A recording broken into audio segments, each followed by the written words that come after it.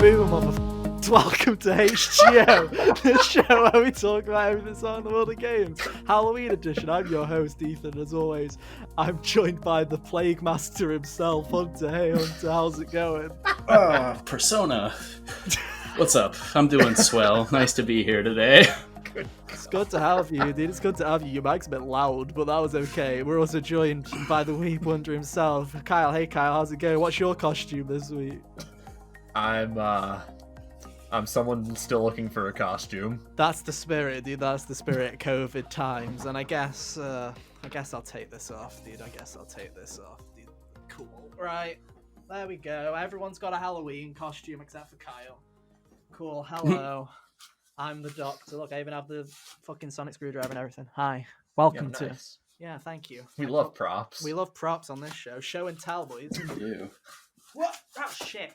Welcome to HGO, where every week we come to talk to you about everything that's hot in the world of games. Happy Halloween, everybody. This is being recorded on Halloween. So isn't that fun? Hope you're all having a fun time in quarantine. Every week we come to you on Mondays at around about 5 p.m. UK time, 12 p.m. Eastern usually, but the clocks are doing some weird crap right now, and apparently it should be fixed this week. We'll find out. It should be. But you can find us on podcast services everywhere, including Apple Music, Spotify, Anchor, whatever you want to listen to, we're on it. Yeah, usually we've got a load of stuff coming up to talk about. We've got a couple of hot topic things coming up in the near future, boys and girls. We've got this Halloween, I don't know, I want to call it a spectacular, because this Halloween shit show. Hijinks. Yeah, Halloween hijinks, that's a good one. That's what I called my Google Doc, so... Cool. Oh, nice. Good job, Kyle. Good. We got Halloween hijinks this week, followed by next week, myself and Hunter, we're finally going to do our PS4 retrospective, which will just be over an hour of me and Hunter discussing all the games that have come out on the PS4. I don't know. We need to decide what we're doing for that. I don't know. We need to decide. There's a lot of things. You've got a week to figure it out. And we'll probably figure it out the day before we record it, because that's the spirit. Sounds about right. That's what we do. But no, maybe we'll bring other people in for games that they've actually played. I don't know how we're going to do it. We'll figure it out. Yeah. Because a load of people have played other games, so it's like maybe we should bring them in. I don't know. After that, it's the Miles Morales week after that, where you guys will hear Hunter and Kane's first impressions of Spider-Man Miles Morales. You won't hear mine because of the damn delay. And then the week after that, it's finally Hunter's really having fun trying to figure out where to put that mask. I am. It's true. Finally, the week after that is the week that hopefully we've been waiting for. PS5 first impressions should be live. As of today, starting next Thursday, the UK is going back into lockdown. So will we get the PS5? Who knows? But hopefully, if everything goes according to plan, that's what will happen. Remember, we've currently got a couple of sub goals going live currently on the Gigas channel. At 75 subs, I'll do a Drunk Crash 4 run. We're currently at 66 as of recording, so any extra subs would be greatly appreciated. And if we get to 100, Kyle will do a Mario 120 stars run in Mario 64. We'll just play through. Not really a run. 100 subs by the end of the year.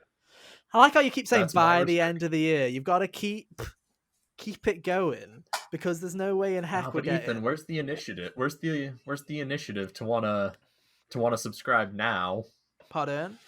Yeah. If I leave the goal forever, then yeah, but you got to put a time limit in. Yeah, but we need a limit. Yeah. Fair enough. If you get us to 100 subs, I'll be surprised. But if we make it, maybe I'll extend it in after the new year. We'll see. For now, end of the year is my deadline. We'll see. But yeah.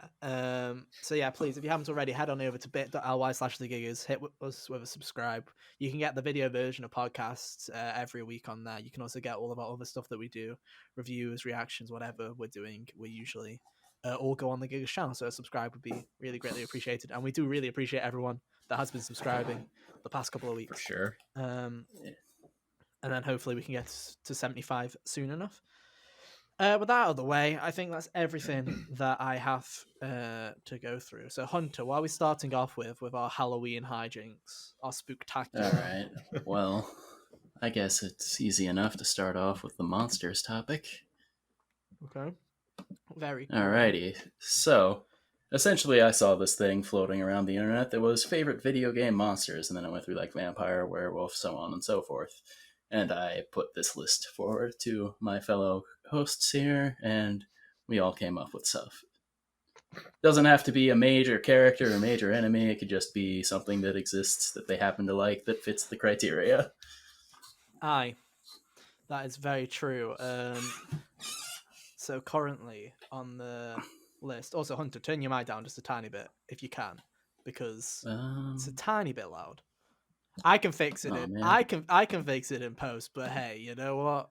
Just so you that don't means peek. I gotta go open up Audacity or something here. Hey, just so you don't peek, you know, we don't want you peeking to all the boys and girls out there, because the last thing we want is no peeking. No peeking. Swiping, no swiping. Swiping, no swiping. What if I just move it? Is that better? Yeah, I'm sure that'll do it. It'll do. Cool. It'll do. If not, I'll fix it. But essentially, you've got a list of favorite video game monsters. Now, if you've regular listener to the show, you know I don't do horror. I don't do spooks. I don't do scares. My list is shit, and half of them are empty. So the first one is vampire, right? And I cannot think of a single vampire that I've seen in a video game. Never mind played. So I'm just going to throw this one to you two, because I don't even have a smart answer for this one. I'll throw it to you, Kyle, first. Go ahead. What's your favorite vampire in a video game?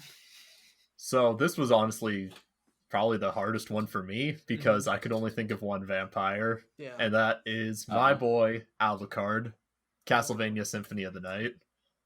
That was my pick as well. Oh, heck yeah. Why? I guess. Why? Hasn't played Castlevania. Why?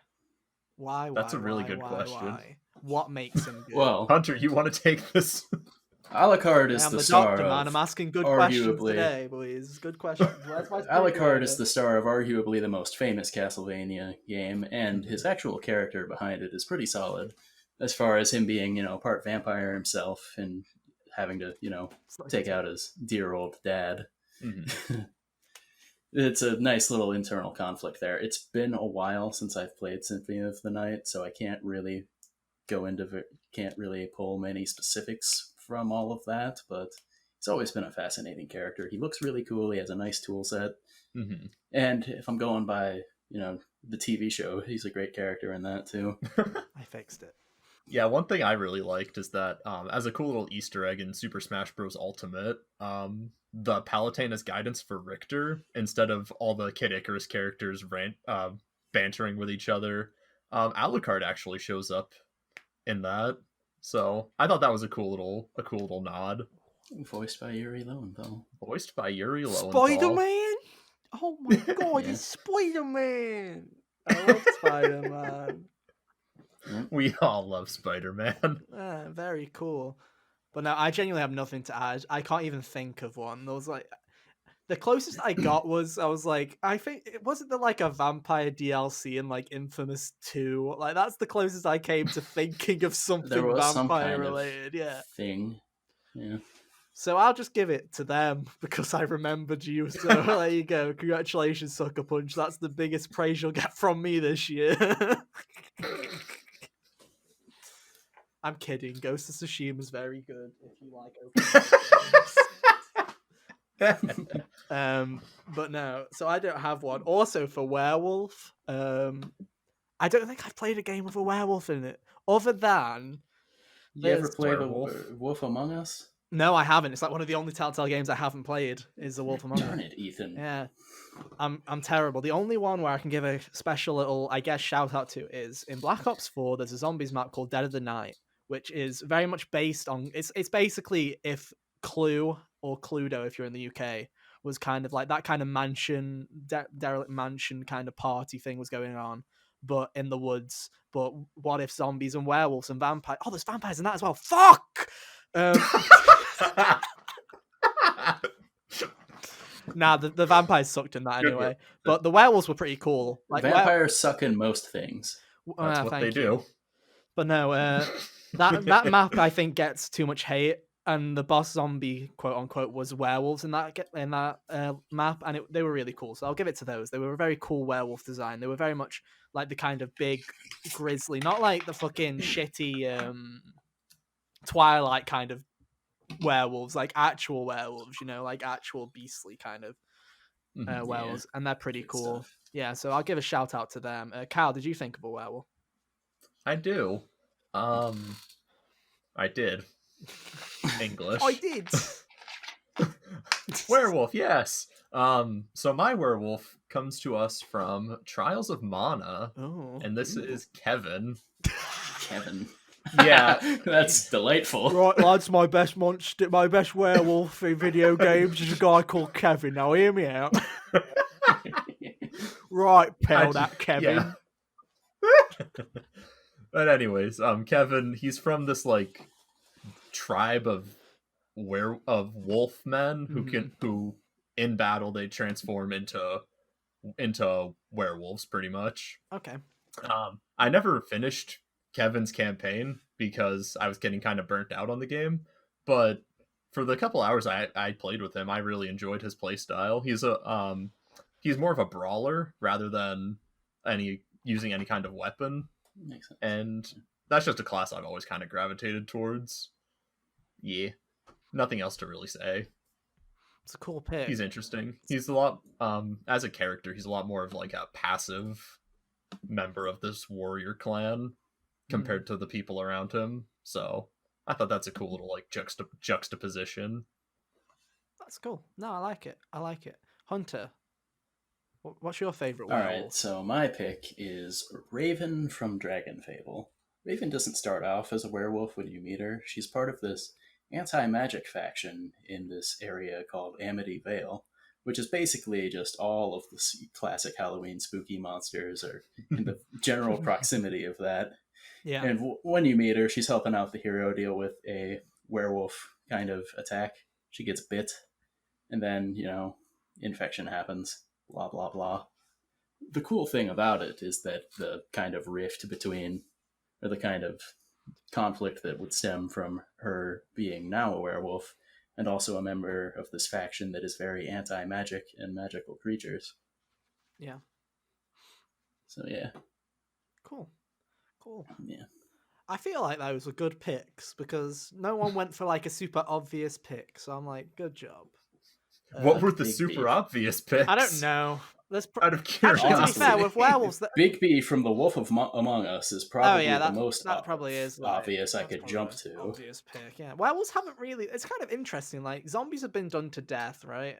Yeah. Obviously, yeah. And obviously ghosts and stuff have been done a lot as well in like horror games and stuff like that. But werewolves are kind of hard. You don't really come across many werewolves in games, really, and that's kind of Looks like interesting. there might be. The first three things on this list were the hardest for me to come up with. Well, yeah, succubus is really obscure, though. Yeah. Yeah, But, speaking of succubus, I put probably one in Persona. I think there is a Persona based on succubus. So I went with that because I honestly, I looked at the word succubus and I'm like, there is no chance in hell I am coming up with anything for this. So pray to God Persona had one. Yeah, It there's did. Lilith and Persona. Okay, cool. So yeah, we'll go I think with it Lilith. just had one called succubus, too. Yeah, but Yeah. isn't that one the weird one? Like the one that's in Kamoshida's palace is always that one's always an early game. I feel like that one's always an early game and it has like the It doesn't. it's doesn't weird. matter. It's a weird one. I don't like that one. But yeah, we'll go with Lilith. Okay. Kyle. So for mine, I went with the final boss of Final Fantasy Tactics, Ultima. Ooh. She's not a It's not a spell. succubus per se. She's more of like a fallen angel, but this was the legitimately closest thing I could think of to even having a succubus. So I can't wait for when all the comments when I've titled this episode something like the best monsters in video games, and people are just like, who the fuck's Kevin and why the fuck's a fallen Fuck is angel on Kevin? it? Yo, play Trials of Mana, then you'll You know. just got clicked. Please play it; it's really good. But no, anyway, talk to us I've been about saying Fallen this since Angel. the midsummer. It's a really good game. Please play it. Go on then. But anyways, Ultima, she's kind of like a last minute villain, but she's also kind of existed through the whole last chapter. Mm-hmm. Basically, the whole last chapter is about Ramza looking for his sister, and Ultima ends up taking control of her. So it's a multi-stage final fight where first you fight Ramza's sister, controlled by Ultima, and then Ultima on her own. Yeah. It's just, I don't know, she always stuck out to me. She wasn't like the most challenging final boss, but the end game of tactics isn't that difficult, so No. I don't know. She really stood out. Does Ultima cast Ultima? I believe so. Oh, that's great. I'd be shocked if she didn't. In but my also eyes, it's been that a couple counts, years. Kyle. That's better effort than I put in, so I think that's a good enough pick for me. That's a good enough pick for me. Hunter, go on, you've got to have a pick. Yeah, I do. For the record, Kyle, you could have picked Nevin from DMC3. I Yeah. believe she fits that criteria. But yeah, I my saw her on pick your is- list, so I didn't want to take it. yeah, that's okay, because my pick is Catherine from Catherine. I knew I should Basically, have her played whole that deal. game. God damn it. Basically, her whole deal is making Vincent believe that he cheated on his girlfriend, Catherine, with her. Mm-hmm. Nothing ever actually happens. She just kind of psychologically messes with him to lead to, or come to the conclusion that he did and has continued to. And late game, it's revealed, oh boy, she's a demon sent by, other demons to plague men who fear commitment. A real shocker from P Studio going to the demon bin, going into the demon Yeah, I barrel. know, right? Oh, we have a problem. I feel like that's Demons. That's their duct tape, dude, at P Studio. They're like, oh, we've got a water leak, quick, let's patch it up with demons. Like, that's what they do, dude. Just like every time, but no. Catherine's The a reason neat game. Yeah. The reason I picked her over, like, Nevin, for example, is just because, most of the time, succubus type characters are just kind of thrown away. Lore bits where it's like, oh, they seduce the, not unwitting men to fulfill their fantasies or whatever, and then you kill them. This is something that you actually get to see play out, and I feel like that gives it more weight. So, that's why she gets this pick. It's good. I do need to play Catherine at some point. It's one of those games where as soon as like full body or whatever goes cheap enough, I'm like, okay, I'll finally pick it up. Because I can't say, oh, I'll pay for this full price. Because I know that I'm the kind of person that's like, right, to Google for the answers to these puzzles. And I'm like, in Persona, it's like, okay, fine. If you like, to be fair, I did solve all of the puzzles in Persona myself, but I wouldn't have felt bad if I had No, I Googled didn't. like how to do some of them, right? I wouldn't feel bad because there's other gameplay to it. When you go into a puzzle game, you're like, right, let's Google the fucking answers. That just seems a kind of pointless, So I'm like, oh. Yeah. I will pick it up Yeah. eventually. It's on my list. Next up is Mad Scientist. Okay. Come on, Ethan, you gotta have one. I have for one this. for this. It's from All Zombies. right. It's Dr. Edward Richtofen by Nolan North. Ah, To me, I a load of had a people. feeling that might have a chance. Nolan North has a load of iconic roles, right? He is just full of them, and he's in everything. But to me, one that will always stick with me is Richtofen, because he's been doing this role for like the past 10 years, 11 years, and he's gone from the craziest fucker on the planet to kind of tame and done like a more like intimate version to fucking balls to the wall up again. And it's just, there's something about Richtofen that he's the 100% the German mad scientist stereotype. He is 100% that, but he does it so fucking well, and he bounces off everyone else. I mean, it's one of those things where it's like, for a side mode, the cast they shouldn't like have as good of a cast they have, right? They have Stephen Bloom, they have Fred Tatasciore, they have Tom Kane, they have all these like incredible voice actors for a fucking shitty side mode that God didn't even believe. Maybe if they put these guys in their campaigns, I would actually think about trying another one. I mean, why do you think people like the actual Zombies storyline so much? It's because you have these great cast of characters and actors that they put all the money into that. They have Avenged Sevenfold come in and do some of the soundtracks at times. That's nice. They do crazy stuff with the Zombies storyline, more effort than they've ever done with anything else. But no, Richtofen to me is quintessential mad scientist, but also he isn't just a mad scientist. They did go back, they gave him backstory, they gave him lore, they did another version of him that's less fucking crazy. And I don't know, Nolan North Always a win in my book. So there you go. That's my pick. Kyle. All right, so I thought you were gonna pick Cortex, so because of that, No. I didn't put Cortex on my list. I don't count him as a mad scientist. No one has Cortex. I don't count him as mad. Yeah. That's the thing with Cortex is. I mean, you could have picked Engine then. Yeah. I thought because this was a spooky episode, I thought we'd go for more serious answers and not fucking comedy cartoon Looney Tunes mad scientist, you know? Like, that's what I went. I mean, Fair enough. Yeah. Anyway, go on. At the end of the day, Cortex is kind of just like a Saturday morning cartoon villain. Yeah. But we're not here to talk about him. So for my pick, I chose kind of an oddball pick. It's Dr. M from Sly 3. That's actually a good pick, actually. He is 3. So the first 2 Sly games featured Clockwork as the main villain, and even Sly 4 did that.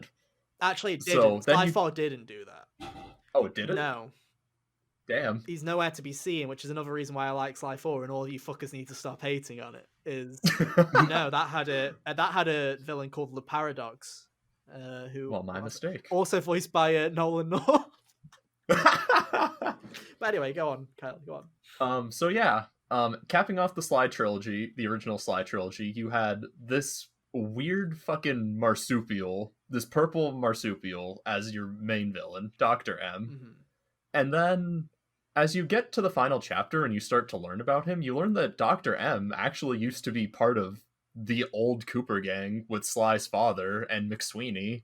And that shit was just so cool. And then when you learn that Dr. M eventually betrayed Sly's dad because he was starting to feel more like a sidekick rather than an equal. Yeah. And he sees that Bentley is kind of feeling the same way. It's really just such cool juxtaposition between the old Cooper gang and the new Cooper gang. And just, I don't know, he's always really stuck out to me. Yeah. And also, the late Rick May, rest in peace. He did a great job voicing him. And that final boss, I always hated that final boss, man.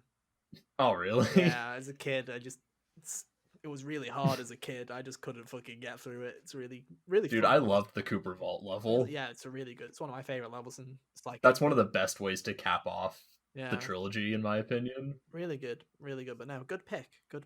Hunter. Thank you. All right, so my pick is J.S. Steinman from BioShock. Oh, I actually know this. Yeah. Ooh, I know it. Yeah, this dude basically started off as a doctor in Rapture. His exposure to Atom, their crazy little substance that gives everyone superpowers and makes people crazy, caused him to, you guess it, go crazy. So he went from just, patching people up, doing his doctor thing, to eventually becoming, I guess the best way you could describe him is a human sculptor. He just starts using people to, make his little creations. Yeah, dude. Come on, Kyle. Yeah. Human his sections particularly. Well, nothing so ridiculous as nothing that. So grotesque. Yeah. Ridiculous. Yeah, but sewing people together, stuff like that. I can't remember the details. It's been a few years, but I remember his part was especially tension filled. BioShock really could have been a horror game if it wanted to, but that part was especially filled with tension because this dude was giving you requests and you didn't know when the shoe was gonna drop with him. Yeah. Cool. BioShock is again one of those games where it's not necessarily a horror game, but the vibe creeps me out enough. There's a good answer to that later question. Yeah, it's not necessarily a horror game, but it's creepy enough for me to be like, oh, yeah, I don't want to play that. Creeps me out too much. Oh. While Hunter's away, Kyle, I guess we'll just carry on and just look at him go, why not? Why not? Keep it running, right? So as for zombie, it'd be funny if he had the same one as this. For me, as for the best zombie in video games, favorite zombie in video games, I put Clickers from The Last of Us / The Last of Us Part 2. Because not only are they, in my opinion, the most realistic kind of zombie in a video game. It's not just a reanimated person because of a meteor or because of whatever. It's an actual parasite taking over your body and killing you from the inside and then controlling your body. They're the fucking most terrifying things I've like experienced in terms of zombies like ever. They're Yeah. fucking terrifying. And Naughty Dog, whether it's the soundscape of them that they worked so hard on, and just some of the designs that they did, from bloaters to the Rat King and Part 2, just all of it, man. Like zombie, like clickers to me are the best zombie design I've ever seen in anything, period, never mind in games. And I'm absolutely terrified to see what they look like on the HBO show. That's all I'm saying. That's gonna Oh, that should be exciting. they're gonna look actually terrifying, and then that's when it will be classified as a horror experience, Hunter. That's when it will be. Kyle, I guess it depends. Okay, so on the other entire end of this room, let's talk about Plants vs. Zombies. Oh, nice. Nice, dude, nice, go for it. So I absolutely adore Plants vs. Zombies, and It's a good game. all the different variants of zombies they have in that game, from just like the standards to standards with buckets on their head, to screen door, to middle-aged I have dad a screen zombies door carrying shield. newspapers. Like, the whole ensemble of zombies is just so clever in It's PvZ, great. and they're like, it's a tower defense game and about zombies, and they managed to make it so memorable and so enjoyable. Just the fact that every zombie is kind of taken down in a different way, or they all have their own different strengths and weaknesses and their own mechanics to them. Is it I don't weird know. that I They're haven't just played so- it? Oh, dude, you're missing out. The only It's a Plants good vs. Zombie game. game I've played is the shooter that they did, the Garden Warfare or whatever Garden they call it. Warfare? Yeah, and it's actually a really good shooter. It's a really fun third-person shooter. Actually, I had quite a lot of fun with it. It was free on PlayStation Plus or whatever, so I was like, oh, I'll play it for a little bit. This was years Awesome, ago. This man. was like 2016, 15. I might have tagged it. I might not have. I can't remember. But it's I've never tried it though. like I said, even with that, it was full of charm and it was really well done. And the Yeah, designs are yeah. crazy. And yeah, but no, I respect it. I respect it. I haven't played enough zombie games to put like a horror creature from like a horror game zombie on here. To be fair, That's fair. I genuinely had Last of Us or COD Zombies. I'm like, well, I'll go with Last of Us. Why not? That was kind of my. There's a couple of others, like, oh god, like the zombies in Uncharted. I'm not gonna put the zombies from Uncharted in there. Like, oh, Yeah, they're just Yeah. no. like they're kind of just throwaway enemies. They're the shock value, not necessarily actually good. Hunter, what's your Mhm. pick? My pick is Mr. X from Resident Evil 2 Remake. Wow, go for it then. A game's never made me so paranoid that I start stopping at the sound of my own footsteps until I played Resident Evil 2. And that was because I thought Mr. X was coming to get me.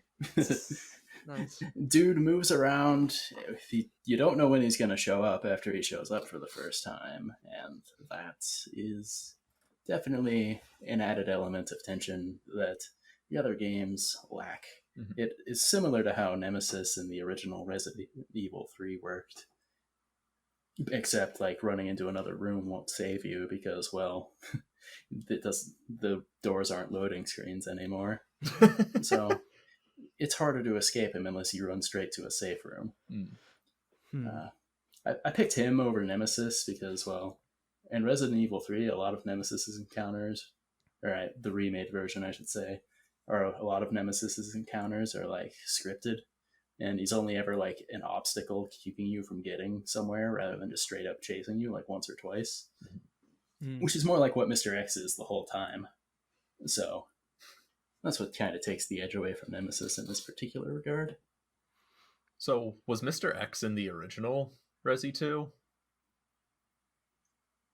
Yeah, I don't think they officially named him, but that's just what everyone called him. Yeah, he showed up in whatever B scenario you played. He'd just get dropped in, and he'd show up in Boo. what seemed like random rooms. I think they were scripted. I can't remember, but it felt like it would just show up whenever he felt like. Okay. Cool. Next up is Skeleton. Nice serious answer, Hunter. I'm going to go with another goofy one. Again, For skeleton, I had a couple of options. I skipped one because I was like, maybe it'll come up. So if it comes up, then I'll be happy and say, hey, it came up. And then if not, I'll say afterwards. But I went for the skeletons from Minecraft. And the reason I did was because as a kid, these fuckers used to scare the shit out of me, right?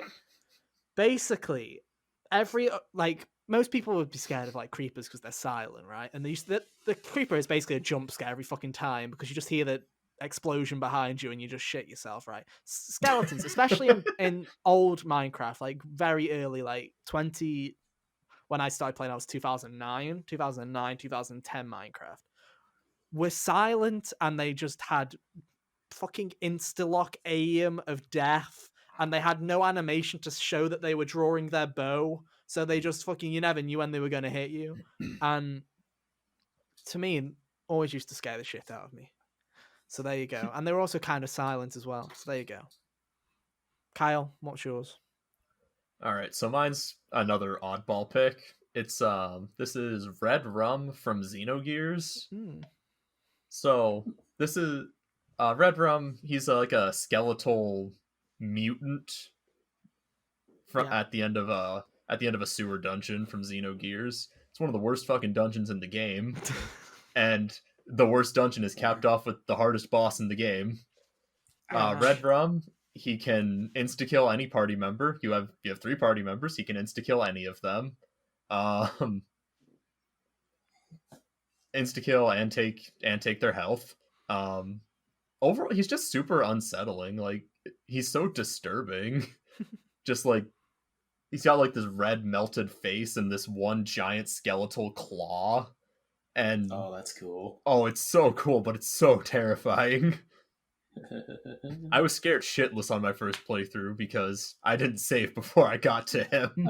I am in danger. He kind of just shows up too. Like, you think you're... Does he do the typical like square undead thing where you can throw like Phoenix Downs or heal him and it would kill him?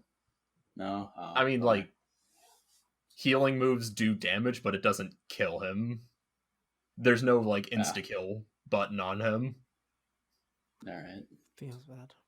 Other than that, also the way he shows up is terrifying. It goes to like an FMV. This is PS1, by the way. It goes to like an FMV of like the sewer water just like zooming through, and then it just goes into the like battle transition, and then there you are. Man. PS1 FMVs are terrifying. Oh, they are, dude. Whether they mean to or not. No, I like good pick. Good pick. Hunter, what's your pick for best skeleton? Alrighty. I guess I'll go with Sans. Yeah, that was the one I was gonna say, dude. That was what I was gonna say. If I thought that someone else would pick him, I was like, someone's gonna say Sans. You see, it's either Sans or Matador, my favorite persona from the Persona series, but there's not really much to say about Matador except I just really like his design. It speaks to me. Yeah. Sans, on the other hand, is a skeleton. He likes puns a lot. Is vaguely nihilistic once you actually get to, talk to him a little bit. Yeah, it's one of the... I've never done his boss fight because I don't feel like doing the genocide route, but I have always been interested in trying. If someone could just give me a file that starts there and let me go, I would love to. But until that day, I will have not fought him. And Sans was my favorite character in Undertale. It's the game's charming writing all complemented his goofiness very well, I would say. I thought I wasn't gonna like him, to be honest, because obviously I played Undertale last year after everyone had already given out like every opinion on Undertale on the planet, and it was overhyped as hell. And I was like, I'm probably not gonna like it because I'm going to be jaded about it. But then, like, honestly, within like the first 5 seconds of Sans coming in, he makes a joke, and then they do like a drum, like badum, and it zooms in on his face as he says the joke. And it just, as it did that, I was like, okay, I actually really like this character just because it's really funny. And he's really funny and really well written. Dude makes puns. One time he did the sad trombone thing, and that genuinely cracked me up for like a minute. I was like, I have found my spirit animal. This is great. But no, I do like Sans a lot. And Megalovania is a very good song. I'll It's give a it. banger. It is quite a banger. tune. So yeah, there you go. Next up on the list is Ghost. Kyle, I'll let you start with this Yeah, one. I had a feeling. All right, so whenever I hear think about video game ghosts, Pokemon is the first place my brain goes to. There's a whole type dedicated to it, and there's just Ethan's like, I feel like a fool. and there's just a whole handful of recognizable ghost Pokemon. You've got Gengar, a tried and true classic Pokemon. You've got Shedinja, which is just the leftover carcass of Nincada when it evolves into Ninjask. You've got Dragapult, a ghost dragon type who defined VGC 2020. But for the Pokemon I decided to go for, I went with Chandelure, a ghost fire type who is basically just lost spirits possessing a chandelier. I don't know why, but that's just such a freaking cool concept to me. Chandelure, like, I've always loved its design. The blue flame it has looks really nice. Yeah. And I agree. I've loved it. I love its playstyle too. It's like a glass magic attacker. Super fast, super frail, but it hits like a truck. I think it has one of the highest non-legendary stats for special attack. And it could have been super broken back in Gen 5, but then they changed one of its abilities. So now it's just moderately broken. Yeah. I'd give it either like Chandelure or Aegislash Ghost Sword. I don't know why it took Pokemon. Aegislash is really cool, too. I don't know why it took Pokemon so long to come up with a Ghost Sword idea, but I'm glad they did. Aegislash is pretty cool. And also, Chandelure was my main when I played Pokken for like a month, so nice. I liked how bouncy he was. He showed a lot of energy. Played Pikachu Libre. Hunter, what's your favorite ghost? My favorite ghost is the Sorrow from Metal Gear Solid 3. Oh, man. Alright, so he's part of the wacky boss unit of that game, the Cobra unit, all based on some emotion that you feel in battle. Yeah. So, amongst those guys, you got the Pain, who, messes with bees. He uses them to fight you. Yeah. The Fear, who is like this spider guy, breaks his limbs and climbs up trees and turns invisible. And the End, who is this really old sniper dude who can photosynthesize. Yep, checks out. Nope. The Fury is a astronaut who went crazy and likes fire now, essentially. Amazing. Me like fire now. And then just comes back down from space. Just comes down from fucking space and just fucking sees a fire and goes, "Yo, that shit cool." I think the official story was that he had that he had a bad landing coming back in, and because it was coming in too hot, there was fire around him, and it psychologically damaged him. Mm-hmm. So yeah, there's a bit more to it than that. And then you don't fight them in the story yet, but the last one is the boss, who is like the main kind of target of of that game, Snake's mentor and all that. And the one we're talking about now is the Sorrow, who is dead by the time the game starts. He is a ghost who was killed by the boss in around the same area that your mission takes place. The cool thing about the Sorrow is that he pops up as like a little Easter egg if you look in first person mode all throughout the game. And you just don't know who this dude is until he eventually shows up later and sends the ghosts of all the people you killed after you while Snake is having some kind of crazy hallucination. It's a really nice... I've seen that fight, that boss fight. I think... Yeah. It doesn't have some kind of stupid solution to it as well, and I was like... It's very much like the Psycho Mantis kind of solution. It's very boss. Kojima, like... Because when he shows up, he's got no HP and no stamina, so there's no way to beat him. And then, so you think, just keep trudging through this river of the dead here, and eventually there will be something at the end. And when you get to the end, it just kills you, seemingly. Most schmucks probably hit continue, and they're like, I don't know what's going on. The solution is you get what the game calls a revival pill. It's like this thing in your tooth, because Snake also comes equipped with a fake death pill to avoid like being captured. And the revival pill is how he wakes himself back up from that. So the solution is essentially, once he kills you, to use the revival pill instead of clicking continue. There you go. Yeah.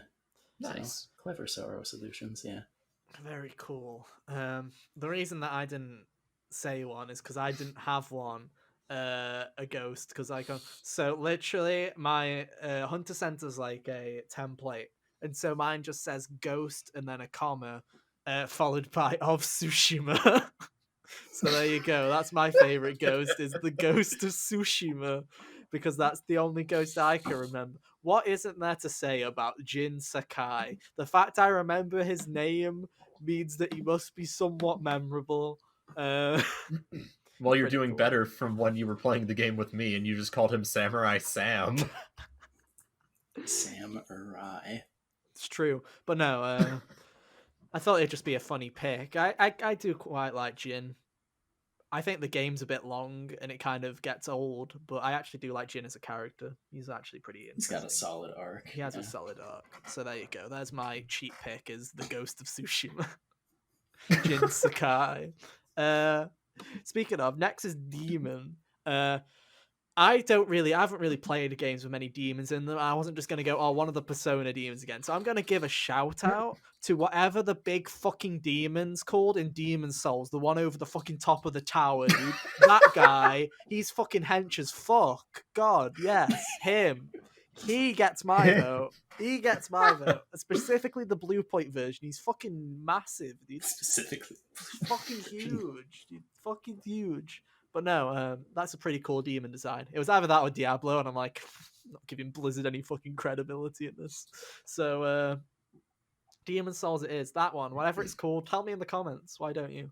What are demons called? Because apparently it's my favourite demon in video games. God. Anyway, Kyle. Good work, Ethan. Thank you. I tried my hardest. Video games journalist right here. All right, so my demon, it's a half a demon. It's Vergil. Here it goes. Yeah. Oh, here we go. It's Devil May Cry talk again. See you later. Yeah. Just you wait, Ethan. Oh no, he's going downstairs. Oh, Peepo, leave. Oh, peace, homie. Also, we can still see your back. Damn it.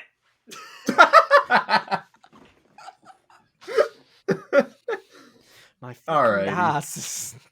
The clap of my ass cheeks alerts the gods. Damn. Colonel. Kyle, tell me about him. Why do you like him?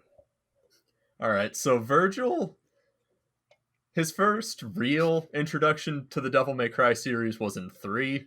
Yeah. His first actual was in 1, but that's another thing. So Vergil, he was basically like the start of action games needing a rival character. He basically defined that character trope and ran with it for the rest of his appearances. He is the perfect to be topped. Honestly, yeah. He is like the perfect parallel to Dante, and yeah, people kind of put story to the side with Devil May Cry, but his writing is actually really good, and the whole progression between him and Dante really, really works so well. So starting off in 3, he's like, he rose up the tower so that he could get their father's power, and then, which ultimately doesn't work, and it leads to him getting locked into the demon world, which then leads into Devil May Cry 1, where you see him now under the control of, is it Mundus? Mundus is the wrong way to say it. Thank you, DMC. Wow. So he's under the control of Mundus as Nello Angelo, and then so Dante has to fight him. Yada yada yada. Stuff happens. Fast forward to Devil May Cry 5, he's back, everyone's screaming, Devil May Cry 5 special edition's coming out, Bury the Light's the greatest theme song ever, thank you, good night. Very cool. No, Devil May yeah. Propaganda. Vergil, absolutely fucking stellar. He uses a katana, nothing else. He's great. I also love that, like... He does. I also love that he's, like, not as much of a showboat as Dante, but he's not afraid to show off when he wants to. Case in point, when he takes Beowulf's gauntlets. Yeah. And he does, like, his own little combo kill on him, and then the little pose... And then the fight with him when he shows off the gauntlets to Dante, and he's like, yeah, you could have this, but they're mine now. God. Of course you do. I'm going to use some of your blood to undo Daddy's little spell. It's so weird to me. He says, like, I'll use your blood, and then he takes the punching weapons instead of his sword. But, like, I know, it's cool. Great. It's cool. I don't care. Vergil's great. Nice. Hunter. Yeah, so... Vergil's great, and because he was half... So we're going to talk about him for another 5 minutes. No. Yeah, if I was going to choose one of them, I would have picked Dante, but I figured Devil May Cry is full of actual full-blooded demons that I can choose from, and while Dante is great, I decided I'm going to give Mundus his little time to shine here. Mundus is the villain of the first Devil May Cry game, and as far as he was never the rival character, and that's the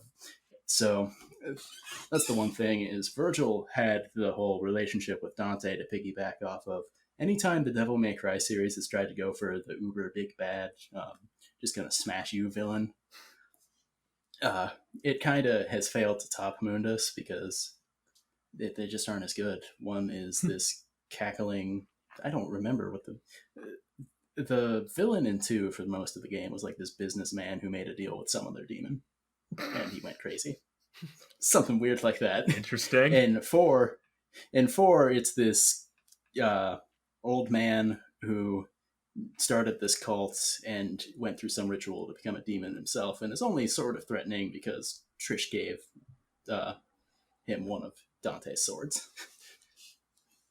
So that's also not as good. Mundus, on the other hand, was the lord of the underworld when Sparta was around. Sparta had to seal him away. Sparta is Dante and Vergil's dad, by the way. I guess people who haven't played the games wouldn't know that. Thank you. I just thought you were talking about, like, actual, like, I just thought we were like, oh, cool, we just got mythology now in it and everything. I'm like, great. Anyway, so essentially, this dude was responsible for the death of Dante's mother, and later Vergil, and he corrupted Vergil and all that once Vergil got all stuck in the demon world. Mm-hmm. Dante in the first game goes to confront him, and it's actually pretty solid. Like, the first game's story isn't anything super great to write home about, but it's a straightforward revenge story basically, because this is the demon Dante's been waiting his whole life to kill. And he does, or seals him away, I guess, because demons don't really die in the human realm, I guess. Yeah, very cool. So yeah, there we go. 2 Devil May Cry references. Yep. It's almost like it's a good game or something. Hey, I've heard Demon About Souls demons is or great. something. Yeah, I've heard Demon Souls is pretty great. I actually am planning on playing Demon Souls when it's not full price, because I cannot pay £70 for that game knowing that I will be punishing myself the entire time. So I do intend to play it, and that's why Mr. Demon Souls is my favorite demon. Mr. Demon Souls. We've got one last on the list, and to be honest, I thought that this was just going to be one, like, our first topic of the show. It's basically become an entire show. I didn't think we would fill this, honestly. The show. Final one is Witch, right? And so my pick for Witch was, I actually do have a pick, right? And it's Bayonetta. There we go. There you go. Who is an Umbra Witch, for those who want to be specific. But no, Bayonetta's just cool. I really like Bayonetta. And I was like, yeah, cool great. Characters. Yeah. I just really like... Bayonetta 2 is... I know... it's underplayed. I don't think it's underappreciated, because the people that did play Bayonetta 2 really loved Bayonetta 2 and were like, yeah, this game's really fucking good. But not enough people played Bayonetta 2. Because I get it. Bayonetta 1, to me, I was like, it's alright, but it drags a bit. Whereas Bayonetta 2 is like the perfect length, and it's really well done. and just every chapter, there's not really much downtime in Bayonetta 2. I really liked it quite a bit. Starts off at like 11 and doesn't stop. Yeah, exactly. Whereas Bayonetta 1 also starts at 11, but then it goes down to like a 5 for like a couple of hours, and then goes, back to a 9, back to a 6, maybe a bit of a 5. It's dragging a bit now, and then it goes back up again near the end. But no, Bayonetta 2 is great, and just Bayonetta as a character, just the dynamic between her and everyone that she interacts with is just incredible. Whether it's the owner of the bar, I don't remember his name. Rodin, that's it. Rodin or Jean or Jean, whatever you want to call it. I don't know how to pronounce her name. Because everyone, I just thought it's Jean or whatever, and everyone like calls her Jean. And I'm like, what the fuck? Okay, we could just go with it. But no, all the characters in Bayonetta is all fucking cool. But I'll just go with Bayonetta because I guess she's the main character. So that's my pick. Kyle. And she's also the one that's a witch. And also, yeah, Jean is also an Umbra witch. So I could have gone with her. But no, I'll go with Bayonetta. There you go. Kyle, your pick. All right. So my witch pick, not a character that's not really a witch technically, but it's Tara Branford from FF6. Oh, I'll take it. She's a witch in the sense that she's a magic user in a world that doesn't have magic, but clickbait in that regard. But technically, if we're going to specifics, she's an Esper, a summon, basically. Yeah, getting technical. So I've always really loved Tara as a protagonist. She's definitely one of the more interesting characters, interesting main characters from Final Fantasy. Mm-hmm. And her story is really good. Basically, she's all about trying to find her place in the world, but it's kind of hard for her to do that because, one, she never really grew up with anybody, and two, the people that she did grow up around, the Gestalian Empire, they used her as a weapon basically and nothing else. So the world around her just sees her as a weapon, and because of that, she doesn't think she can be anything more than just that. It all comes to a head in the second act of the game when she has to defend this village of children that she started basically mothering, and she learns that she can embrace both the Esper part of her and the human part of her, and that she can indeed end up with a place in the world. She also plays off the rest of the cast very well. I like her relationships with Locke, Celeste, and Edgar specifically. I feel like those three in particular all really play to her strengths as a character. The one interaction I always remember with her, it was when Shadow was talking to her on the boat. Oh yeah, I really liked that one. Mm-hmm. Her and Leo too. Like, Leo's not in the game for very long, but he makes a big impact on Tara. Yeah. God, Leo's so cool. I wish there was more of him. FF6 remake, please give me more of him. Oh baby, I can't wait. I'm looking for. That's the thing, right? I've only just recently gotten into Final Fantasy with 7 R, and I'm definitely picking up 16 from the looks of it because that genuinely looks like it's finally going to be the rebirth of Final Fantasy in a way where people will like it again. Because they basically have the guy that somehow brought Final Fantasy 14 from the dead back on.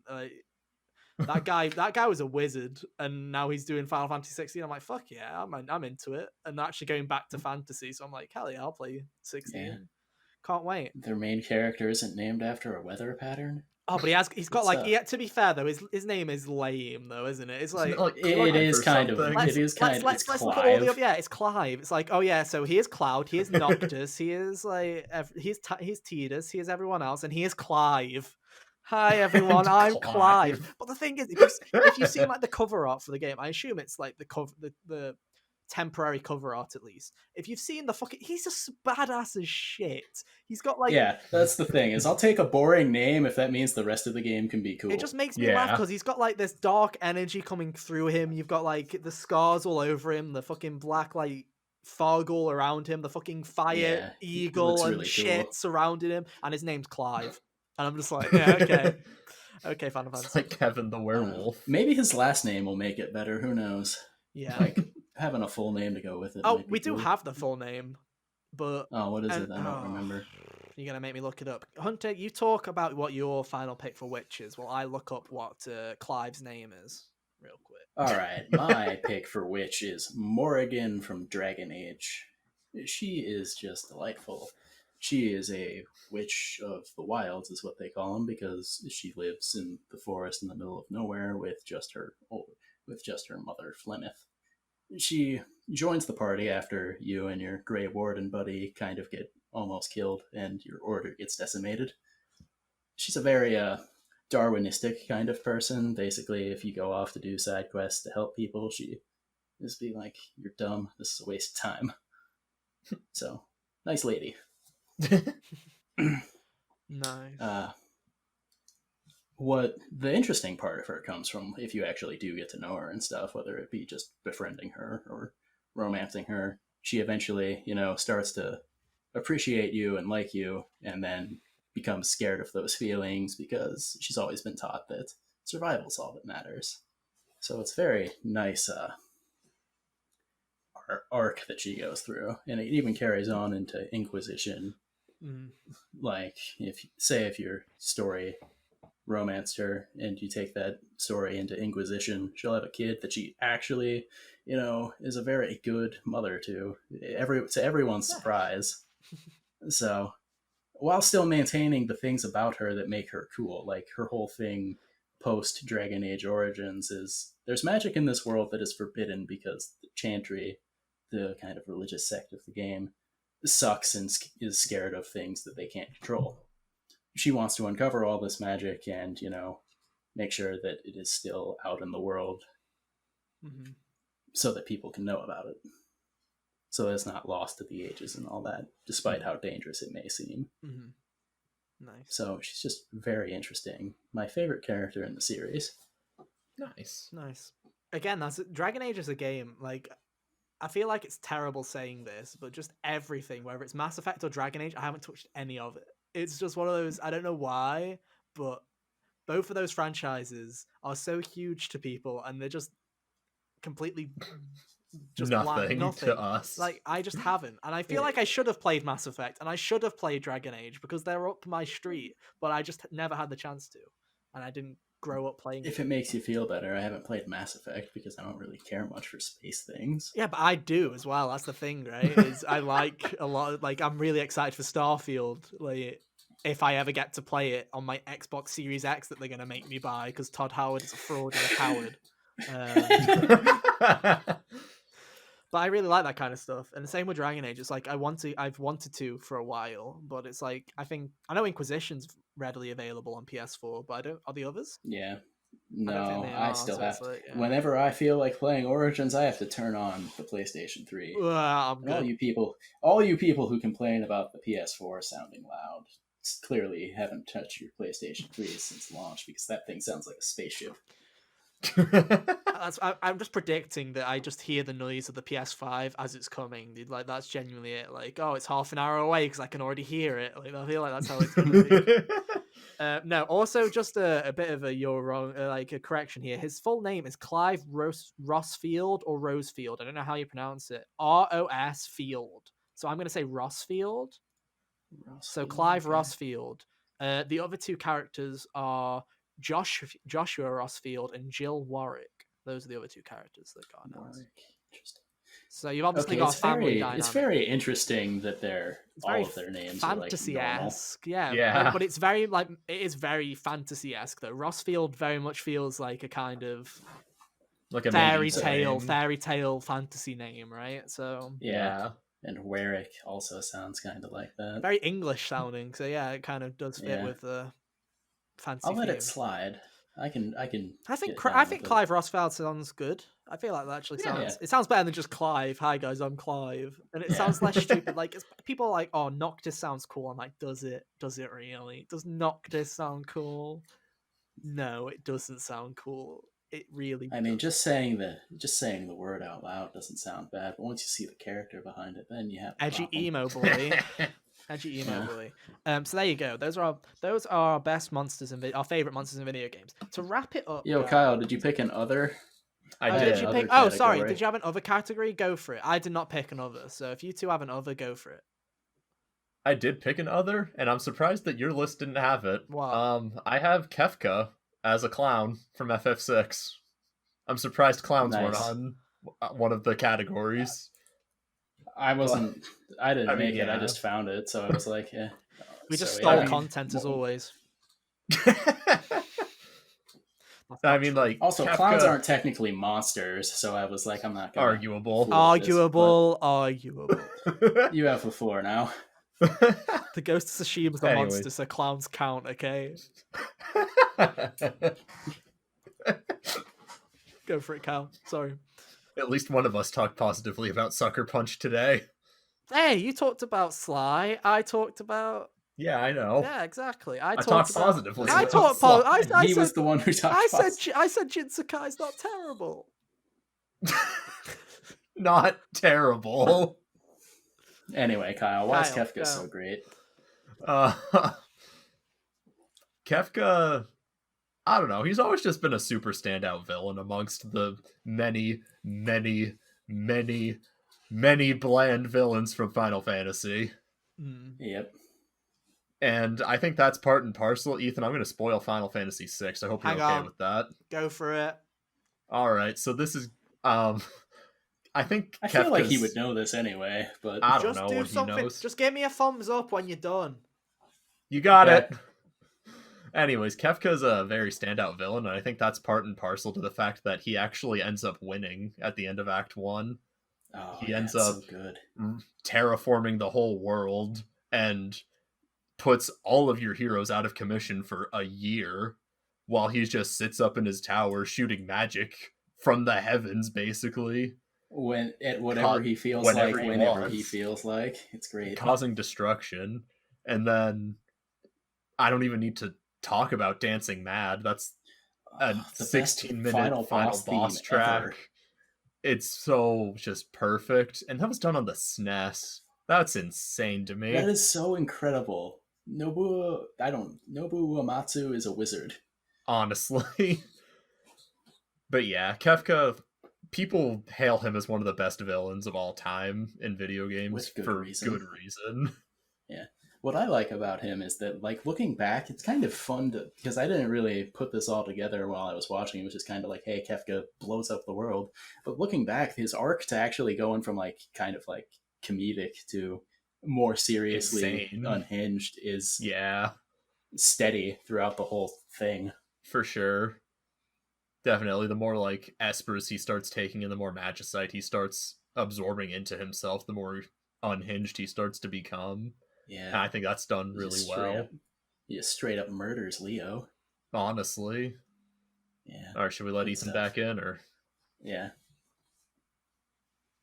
Yo, guys, how's it going? Welcome back.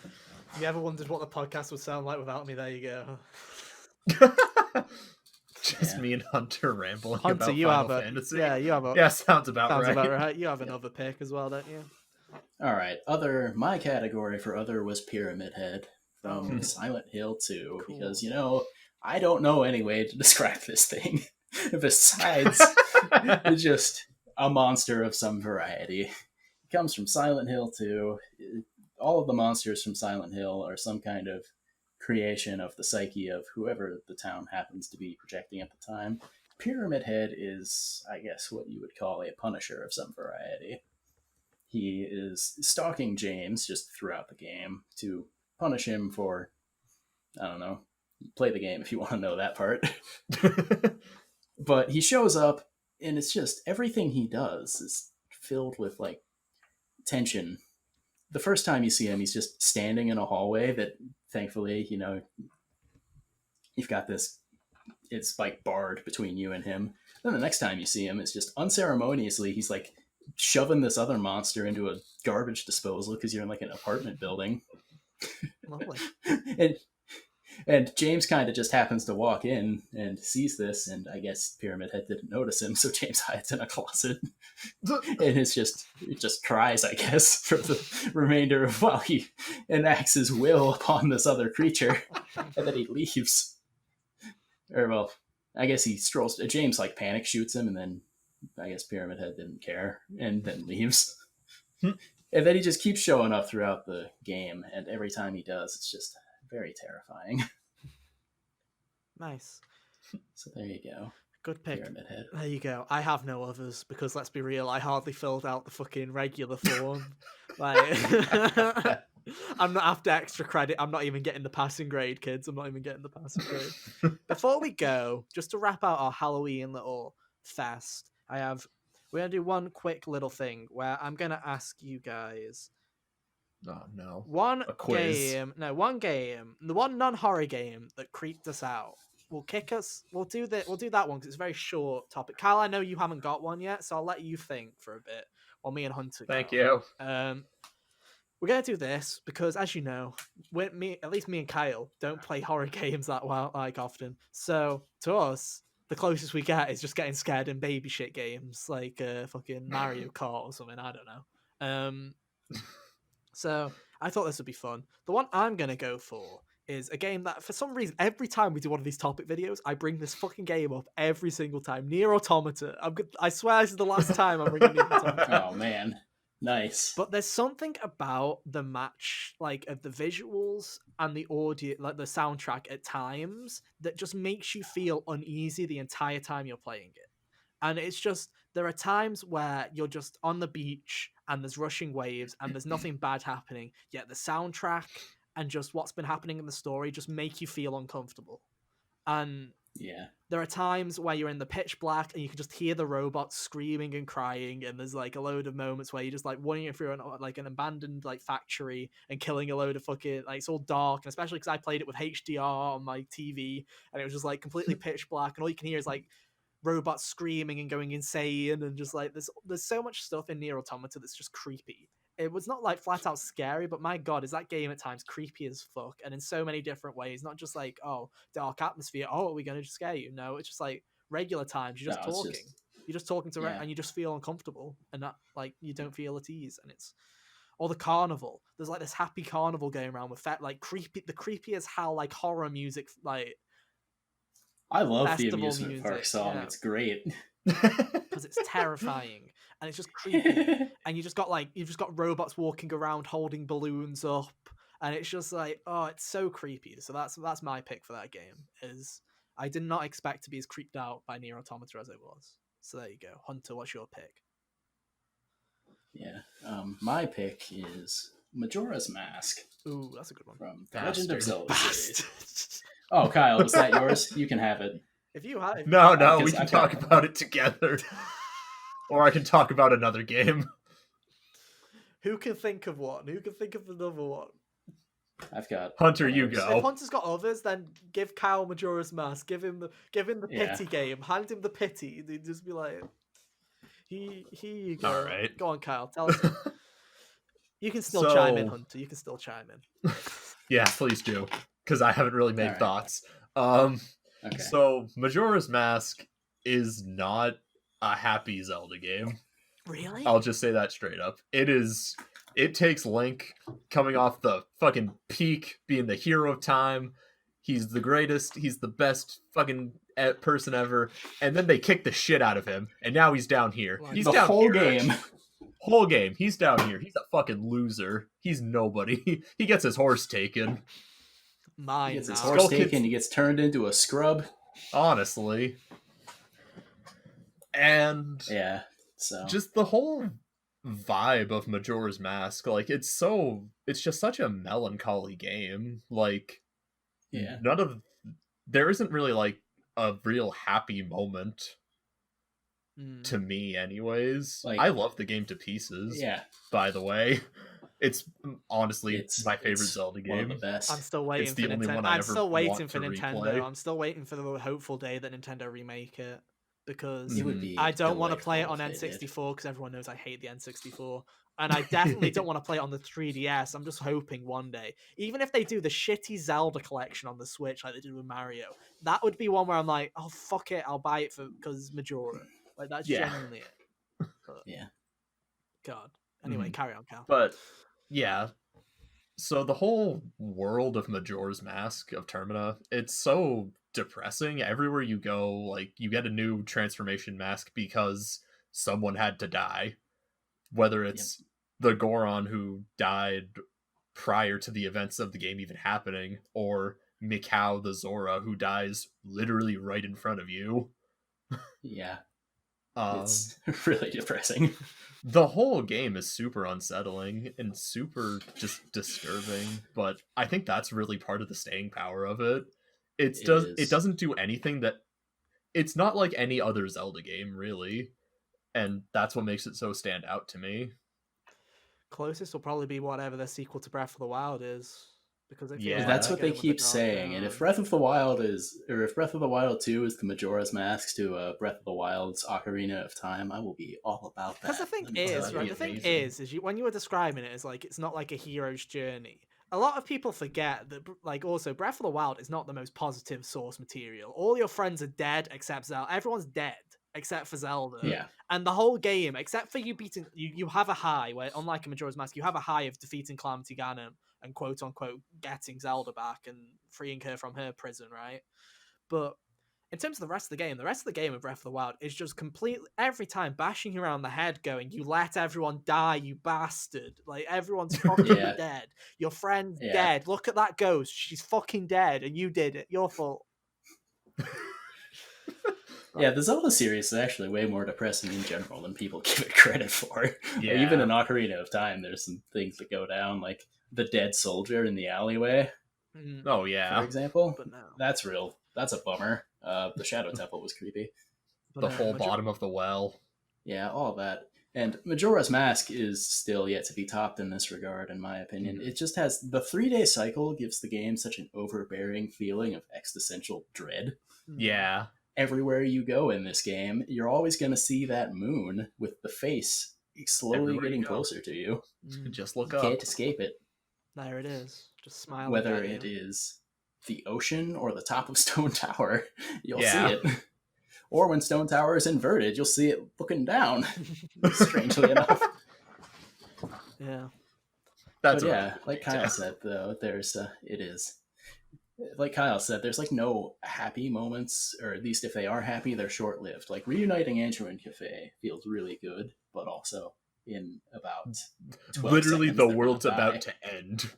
yeah. But they just get this moment. That's what makes it so powerful, though. Is Yeah. that, like, they have the world's about to end, but they get this final moment of peace together, Mhm. and there's nothing like that in the series. Yeah, It's, and that's really what Majora you know, is. It's a game about moments. It's not a grandiose hero's journey. It's just a town with its people and their moments and their schedules. Every time you reset the clock, the characters will go back to their same schedules they would have every day. Like, yeah, I think that's when Zelda's at its best, is when it's focusing on one kind of topic like that, like whether it's moments like you're right. talking about, or with Breath of the Wild, it's very much memories, or yeah. it's just like I It's feel so like much more personal that way. Yeah. when it's not just, oh, you're the hero of time, it's your time, it's your job to fucking save the world, and it's like, yeah, but Go there's get no these magical personal MacGuffins stakes, and do the right? Yeah, there's thing. no personal stakes. Where I feel like when there's actual personal stakes and there's actual like reason to care, I feel like that's when it's the Zelda's at its best. For sure. So yeah, I agree. Hunter, what's your pick now that Kyle stole yours? Well, I mentioned this earlier, but Bioshock could have been a horror game if it wanted to. That's a good one. So, first one there. Rapture is this really cool, like, underwater city. A lot of people are scared of the ocean, so that already ticks boxes for some people. Yeah. And everyone there is a psychopath. There's not a nice soul there, it doesn't seem. So just everywhere you go, you're wandering into these junkies for the atom, or the big daddies who have, their little Terrifying suits monsters. Yeah. and their drill arms and take so much resources to kill. Yeah. And, we already had Dr. Sculptor Man there, and there's just a number of other people that are equally as wacky.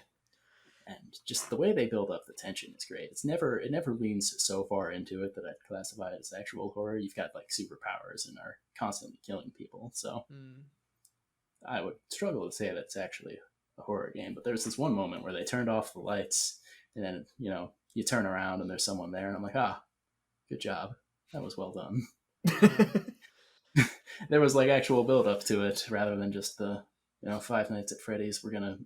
There's no noise to go with that, by the way. So it's not like I don't think there was anyway. So it's not like this, we're going to assault your senses type of jump scare. It's more like a moment of gasp, catch your breath.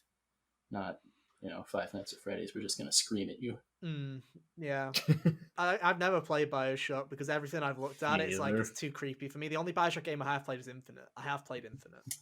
Yeah, that makes sense. Infinite's a lot less claustrophobic. It goes for a different vibe altogether. Yeah. But no, I like Bioshock quite a bit from what I played of Infinite.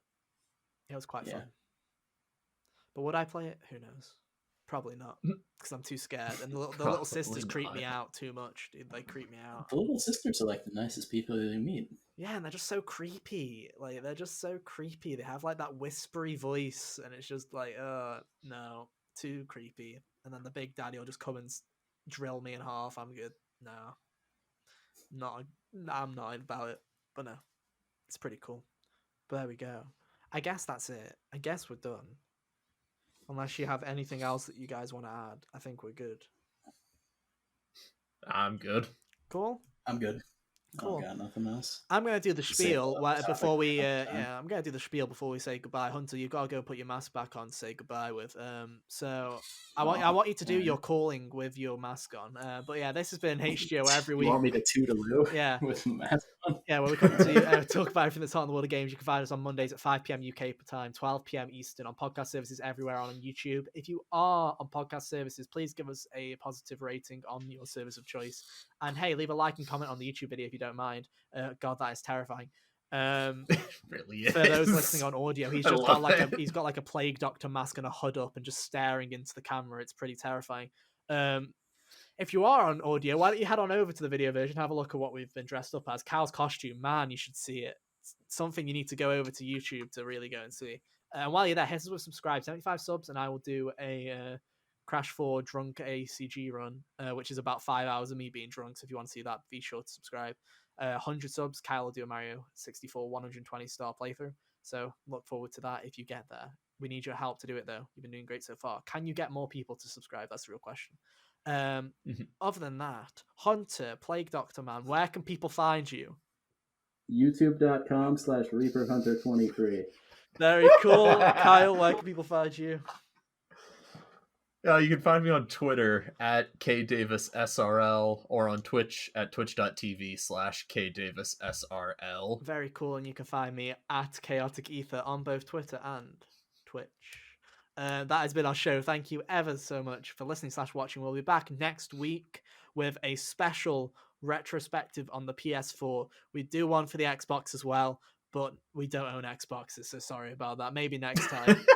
Maybe next time when there's actual exclusives, we'll do it. In 8 years' time, maybe. We'll see. But that is all for this week. We'll be back next week with PS4 retrospective. Miles Morales, PS5. We've got a busy month coming up, so please pray for us. And pray for our wallets as well. That'd be really appreciated. Kyle's just sitting there smiling, going, I'm fine, dude. I'm living.